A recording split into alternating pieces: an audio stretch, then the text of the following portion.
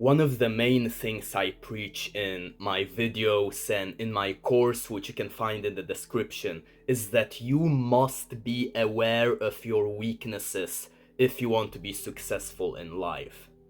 With me, for example, I am diagnosed with autism, and when you are diagnosed with autism, you have a lot of weaknesses, such as worse social skills and that kind of stuff, worse at understanding other people's intentions and that.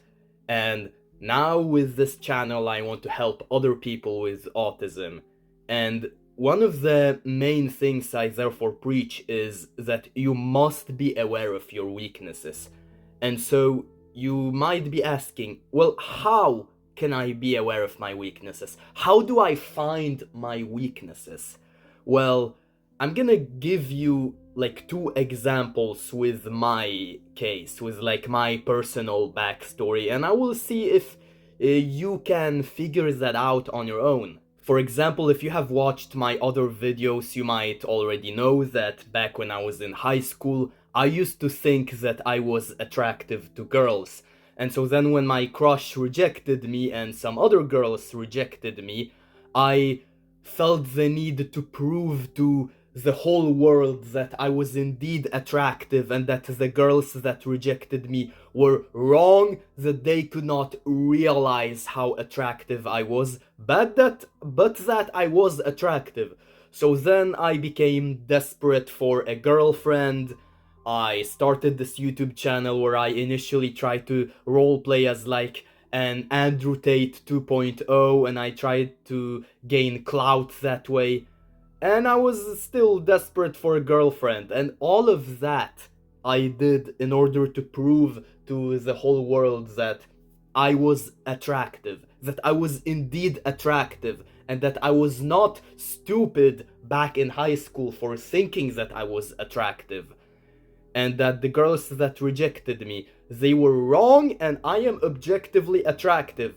And then I joined this community with other men who were on self-improvement, and they gave me brutally honest, constructive feedback that I was not attractive and that I had to work on myself before I could be considered attractive. And that's what I have been doing lately.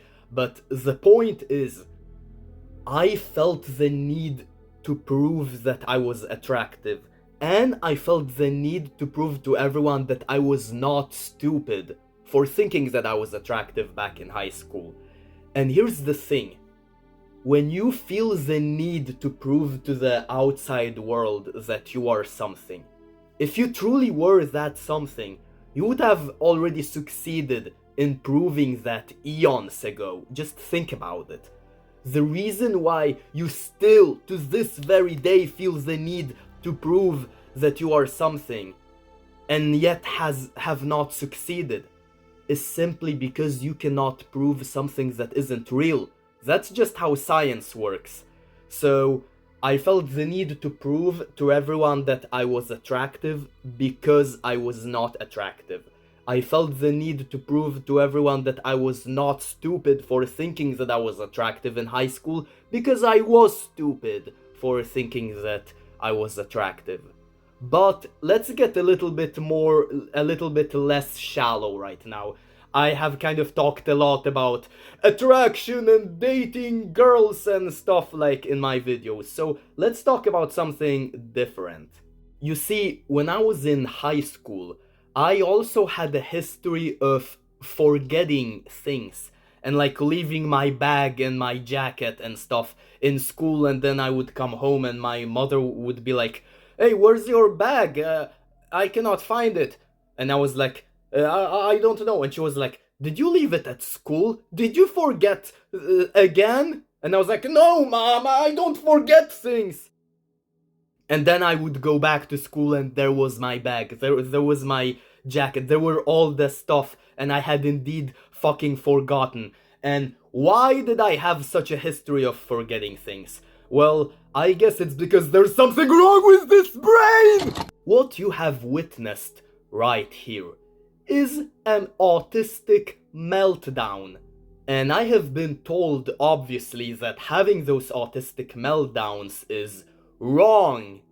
And so therefore, my ego developed this mechanism so that I would not have those like autistic crash outs, so that when my mother would be like, you forgot something, I would not like go into complete meltdowns and be like, there's something wrong with this fucking brain, why does this fucking brain keep forgetting? So I did not want to have those crash outs, so my ego started coming up with like a bunch of lame excuses. Oh no, I did not forget it at all. It was some fucking thief that took it. I was like coping, and I was like, my bag, my computer, I did not leave it back at school.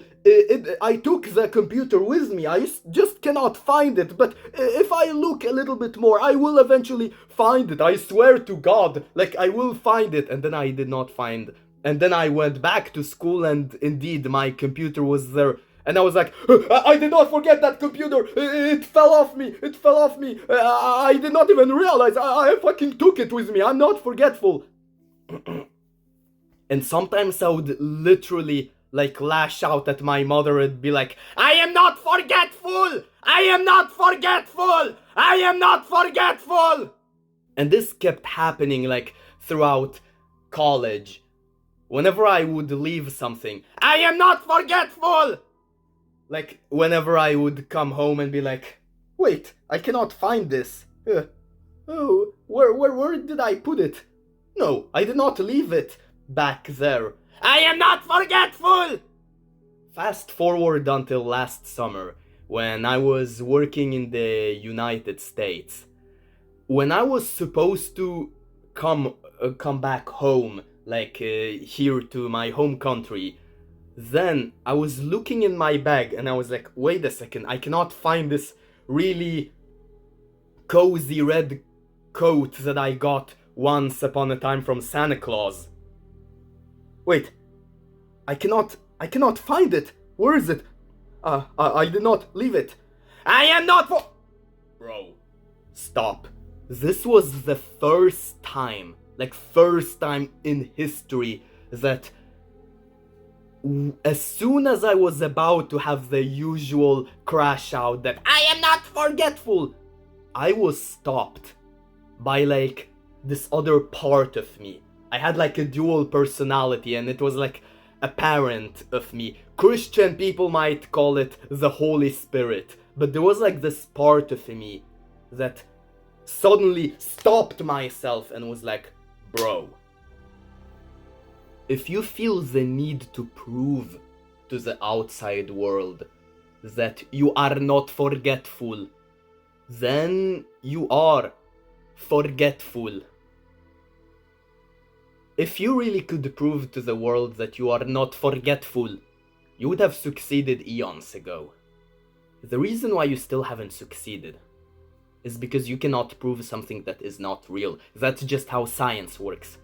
You cannot prove that you are not forgetful when you are forgetful indeed. And it's not always this deep. Literally think of like little children, maybe when you were a child. You know when like your mother is like, hey, it's late, it's time to go to bed. And you were like, no, mom, I'm not tired yet, I'm not tired yet. And you would throw those like temper tantrums, you know. It's because you feel the need to prove to the outside world that you are not tired. And this is why kids throw those temper tantrums when they are supposed to go to bed, but they still don't want to. The reason why they feel the need to prove to the outside world that they are not tired and that they don't need to go to bed at all and they can keep playing is because they are indeed tired. They should indeed go to bed now and they need to stop playing. So, if you have a hard time like finding and identifying your weaknesses, it's actually really easy.